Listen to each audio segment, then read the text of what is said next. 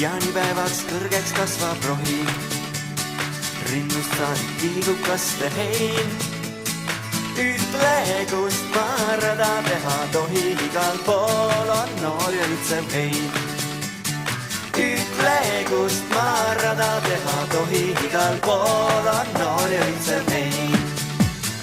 Jaaniõhtul südatakse tuled, tantsuplatsil kallatakse hein.